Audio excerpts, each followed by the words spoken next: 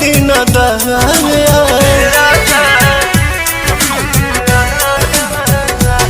सच कहीं हमार पीड़ा पिया बढ़ल जाता जी, जिद खानी और जी तुझे अड़ल जाता जी।